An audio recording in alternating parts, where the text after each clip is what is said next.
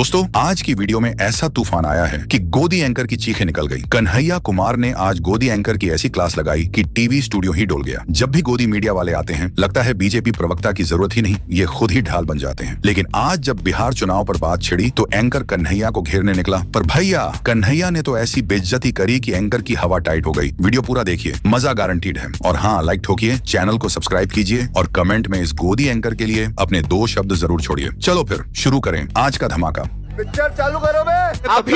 अभी देश के प्रधानमंत्री कहाँ हैं? अब मैं आपसे ब्रिटेन गए हैं जरूरत पे, लंदन गए हैं। हाँ। बताइए, जब अपने ही देश के प्रधानमंत्री अपने ही देश में आते हैं तो नेटवर्क 18 पे ब्रेकिंग न्यूज चलता है, प्रधानमंत्री देश पधारे।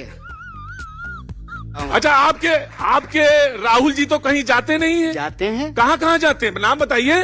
तो राहुल जी प्रधानमंत्री हैं। राहुल जी को प्रधानमंत्री बना दीजिए। तुम वो जो है पार्लियामेंट में खड़ा होकर के देश के सवालों का जवाब देंगे। ये होता है दोहरा बात। हाँ बेटा, लगता है तुम गू खा के ही मानोगे। किसका? कि मुझे भी बोलने का हक है। अपने दिल से पूछिए, पराये दिल का हाल। जाको रही भावना जैसी प्रभु मूरत देखई तीन मैं आपसे कुछ नहीं कह रहा। आप बैठ जाइए। मैं बैठ जाऊंगा। आप बैठ जाइए। मैं बहुत स्वतंत्र। आप ऐसे मत कीजिए। मैं बहुत स्वतंत्र। मैं बैठ जाऊँ। मैं आपसे कह रहा हूँ, आपको कुछ नहीं करना। अरे आपके पास सरकार की ताकत है। आप बैठिए, आप बैठिए। ये 4 मिनट बैठिए। समझ रहे हो? 4 मिनट 4 सेकंड बचा। मैं आपसे एक सवाल पूछता हूँ। मैं ये प्रोग्राम अभी तुरंत खत्म हो जाएगा। आप मुझे बता दीजिए क्या कि राहुल जी कौन कौन देश में जाते हैं। सवाल खत्म, सेशन खत्म। रुक, तेरे को बताते तेरी। राहुल जी देश के नेता प्रतिपक्ष हैं, वो तो पासपोर्ट लेके ही जाते होंगे। तो प्रधानमंत्री मोदी जी ऐसे ही चले जाते हैं। सुनने दीजिए ना। अरे अच्छा, तो देश में अभी सेशन चल रहा है। सेशन में प्रधानमंत्री को विपक्ष के सवालों का जवाब देना चाहिए। तो प्रधानमंत्री जो है देश का सेशन छोड़ करके लंदन का ब्रिज देखने। और मैं बता दूं, नियम ये कहता है कि कंसर्न मिनिस्टर जवाब देगा। अच्छा, हमको सिखा रिया है।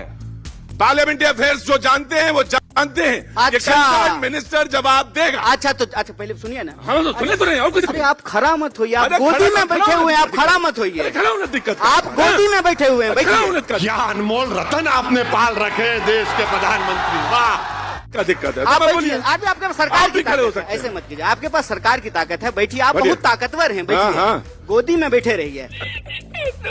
मैं ये कह रहा हूँ कि प्रधानमंत्री कहते हैं कि प्रधानमंत्री का जवाब देने का काम नहीं है, कंसर्न मिनिस्टर जवाब देगा। तो प्रधानमंत्री का काम सिर्फ और सिर्फ संडे को मन की बात करना और सेल्फी खिंचाना है और बास्को डिगामा की तरह दुनिया घूमना है। देश में अच्छे को किसकी सरकार, बोलिए किसकी सरकार? बोलो टेल बोलिए ना जी, किसकी सरकार? जब सारी चीजें आप ही जानते हैं, आप ही सवाल, आप ही जवाब, तो आप ही जानते हैं। आप दिन भर बोलते हैं ना मोदी सरकार। तो जब मोदी सरकार कहते हैं, केंद्र सरकार नहीं कहते हैं, जब सारा डिपार्टमेंट मोदी जी के चेहरे पे ही चल रहा है, जब सरकार का नाम मोदी सरकार है, तो जवाब कौन देंगे? मोदी जी देंगे ना, कि अमित शाह जवाब देंगे? आप क्रोनोलॉजी समझ लीजिए। जिसके नाम पे सरकार है उसको जवाब देना पड़ेगा। प्रधानमंत्री, देश की सुरक्षा का मामला है, इतना बड़ा मसला बिहार में SIR चल रहा है और प्रधानमंत्री से विपक्ष सवाल पूछ रहा है, चर्चा करना चाहता है। प्रधानमंत्री जो है 1 सेकंड में 9-2-11 21 सेकंड में गायब हो जा रहे हैं। मैं तो आप जो है एक बात बताएं, और मजेदार बात देखिए क्या है। अरे रुकिए। आप रुकिए, आप बहुत दिन से रुके हुए हैं, चालू हो जाइए। मजेदार बात यह है कि जब ये विपक्ष ये सवाल पूछ रहा है तो भाजपा प्रवक्ता की जरूरत नहीं है, एंकर ही उसको डिफेंड किए जाए। मुझे कैसे भी करके निकाल मेरे भाई, मैं फंस गया हूँ यहाँ। आप बोलिए। और ये बिल्कुल वैसे ही जैसे संविधान। आप बोलिए। क्या? आप बोलिए। अब मैं बोलता हूँ। अच्छा वो सब ठीक है, प्रश्न। अरे मैं कह रहा हूं कि अगर ये जवाब दे के चले जाएं 2 चीज का, कि कर्नाटक में, हिमाचल में, और दूसरा सवाल का जवाब ये था इनसे, ये कम कर दे टैक्सेस वहां पे। नहीं, मैं सवाल ये कह रहा था कि 2014 में प्रधानमंत्री ने कहा अच्छा, एक बात कि महंगाई बताइए। दर महंगाई अच्छा सुनिए, महंगाई दर हिमाचल में ओपीएस लागू हुआ है कि नहीं हुआ है? हाँ, खास करके भाजपा की तरफ से चंद्रमा कोई बोलने बताइए। अरे तो ये बताइएगा OPS लागू हुआ ना? भारत जो है चंद्रमा पे पहुंच गया कि नहीं पहुंच गया ना? तो आप ऐसे सवाल का जवाब देंगे तो क्या फायदा? चड्ढा समझाओ इसे, समझाओ। अच्छा, ओपीएस लागू नहीं हुआ? तो ओपीएस लागू हो गया। आप एक सवाल पूछिए, भाजपा के कौन से राज्य में ओपीएस लागू हुआ है बता दीजिए। बिहार में कितने जिले हैं? क्या हुआ इसका? कितने जिले हैं? 38। पक्का? आपसे ज्यादा जानते हैं। अरे बहुत धन्यवाद। आप इतना घूमे हैं कन्हैया जितना आपको बताया। 2019 अरे आप में तो मिला था। पर्सनल हो रहे हैं महाराज, हमसे 2000 रिश्तेदारी करनी है क्या आपको? पर्सनल काहे हो रहे हैं? 2019 में मैं मिला, बेगूसराय में थे। 29 अभी आया भी नहीं है, गड़बड़ा रहे हैं महाराज। 19 में मिले। 19 में ही बोला। 19 बोला, ध्यान से दो, बहुत संयम होके। नहीं, देश की मीडिया का जुबान लड़खड़ाना नहीं चाहिए, हम यही चाहते हैं। होके 2019 में मिला जी। और ये गांव में घूम रहे थे, प्रचार कर रहे थे, मंदिर से निकल रहे थे। तो मैंने कहा सीपीआई से लड़ रहे हैं, मंदिर से निकल रहे। तो उन्होंने बहुत अच्छा जवाब दिया। बोले कुछ काम जो है जनता के लिए भी करने पड़ते हैं, जनता की भावनाओं के लिए करने था। मेरा मानना ना मानना कुछ और हो सकता है, लेकिन मैं मंदिर गया था। अच्छा जवाब दिया आपने, कोई बुराई नहीं उसमें। अरे कहना क्या चाहते हो? लेकिन सवाल यह है कि बिहार में क्या होगा, ये मैं जानना चाहता हूँ आपसे। वो बिहार का मुद्दा था, तो बिहार में सरकार किसकी बन रही है? सबई गड़बड़ा गया आपको सरकार का डिफेंड करने में, बिहार का नंबर ही नहीं आ पाया। चलिए आपने पूछा है। मैं कोई बात पूछना चाहता हूँ, मैं बता। प्रशांत जी तो आपकी बहुत प्रतिभाशाली बताते हैं। नहीं, बहुत धन्यवाद। सबसे ज्यादा प्रतिभाशाली आप ही बताते हैं। मुझे प्रशांत जी ने अपना जो है समर्थन दिया है, उसके लिए उनका धन्यवाद।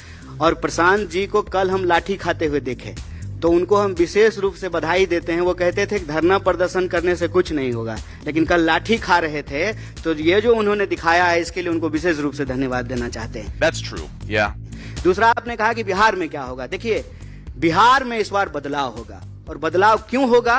क्योंकि बिहार के लोग पलायन से मजबूर हैं। बिहार में स्वास्थ्य व्यवस्था की हालत खराब है, शिक्षा व्यवस्था की हालत खराब है। आज भी 3 साल में लोगों को डिग्री नहीं मिलती है, 5 साल में डिग्री मिलती है। बिहार की कानून व्यवस्था को देख लीजिए। आज पटना की सड़कों पर बिहार के विद्यार्थी जो अच्छी शिक्षा व्यवस्था चाहते हैं, नौकरी चाहते हैं, उनके ऊपर लाठियां चलाई गई।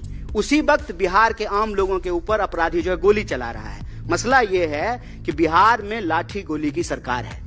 जो रोजगार मांगते हैं उनको लाठी मिलती है, और रोजगार मिला है इस गुंडा राज में तो सिर्फ और सिर्फ गुंडों को रोजगार मिला है जो गोलियां चलाते हैं। वाह मोदी जी, वाह वाह। ठीक, तो लाठी चल रही है, गोली चल रही है। इस बार लाठी गोली की सरकार को बदल करके पलायन को रोक करके बदलाव करेंगे। और देखिए पलायन क्यों मैंने नहीं रोका, मैंने नहीं रोका। एक बात बता देते मैं ले लूंगा आपसे। पलायन का एक बात बता देते हैं आपको। आज आपने कहा कि दिल्ली का वेरी क्विक, क्योंकि टाइम खत्म हो गया। दिल्ली का सफर कैसा रहा, ये मैं बात राजनीति के लिए नहीं, एक भावनात्मक बात आपको बोलता हूं। जब हम जाते हैं ना रोजी रोजगार के लिए बाहर, वेतन मिलने से पहले हमको ह्यूमिलिएशन मिलता है, सैलरी मिलने से पहले हमको ह्यूमिलिएशन मिलता है। ये हर बिहारी का दर्द है। हम चाहते हैं कि बिहार के लोगों को बिहार में ही शिक्षा मिले, रोजगार मिले, और मेरे जैसा पढ़ने के लिए किसी को भी बाहर नहीं जाना पड़े। यही हमारी लड़ाई है, और बिहार क्या बात है सर, क्या बात है सर, बदलेगा। मैं आपसे एक सवाल पूछता हूं, और ये बार बार कहा जाता, बस आखिरी सवाल है कि ये तब होगा जब आप आरजेडी के पिछलग्गू बनने से हटेंगे, स्वतंत्र पार्टी के तौर पे आप सामने आएंगे। कांग्रेस देखिए, नहीं, वो हमारे मैंने नहीं कहा, ये मैंने नहीं कहा। ये सारे लोग कहते हैं कि आरजेडी। कौन लोग कहते हैं?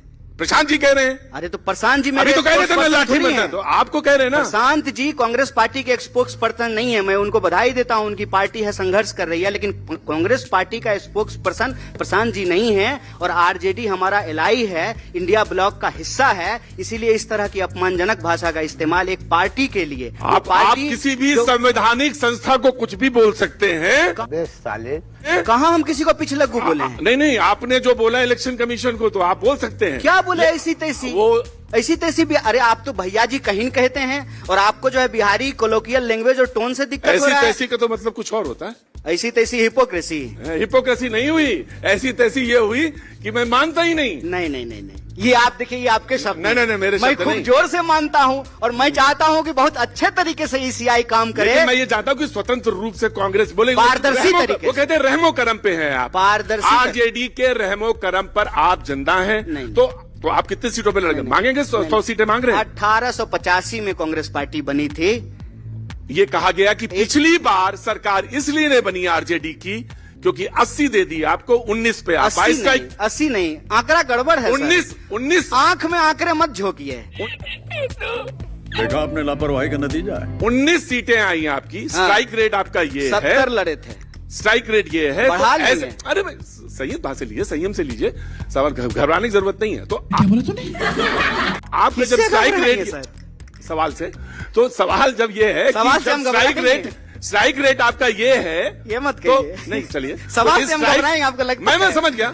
स्ट्राइक रेट ये है 70 में 19 का, तो कितनी सीटें आपको मिल रही है, सवाल अंतिम है, और कितनी सीटों पे आप मांग रहे हैं। अच्छा, बस तो ये। ज्यादा दिन नहीं है ना, जुलाई खत्म हो गया है, सावन का महीना चल रहा है, भादो आसीन कार्तिक चुनाव हो जाएगा, ठीक है ना। नवंबर में जब रिजल्ट आएगा तो देख लीजिएगा। मीर की आखिरी शेर बोल करके बात खत्म करते हैं। इब्तदाए इश्क है, रोता है क्या, देखो आगे आगे होता है क्या, फिर बतियाएंगे। मजा आया। बहुत बहुत धन्यवाद। आपने आखिरी शेर बोला, माइक मेरे पास भी है। आखिरी शेर यह है कि वो झूठ बोल रहा था बड़े सलीके से। बैठिए ना, बैठिए ना। वो झूठ बोल रहा था बड़े सलीके से, अरे बैठिए। मैं एतबार ना करता तो और क्या कर। बहुत धन्यवाद, बहुत बैठ जाइए। शुक्रिया, thank you so much. Please ऐसे ही गोदी में बैठे रहिए। धन्यवाद। संविधान खतरे में है। चुप कर बे कुत्ते।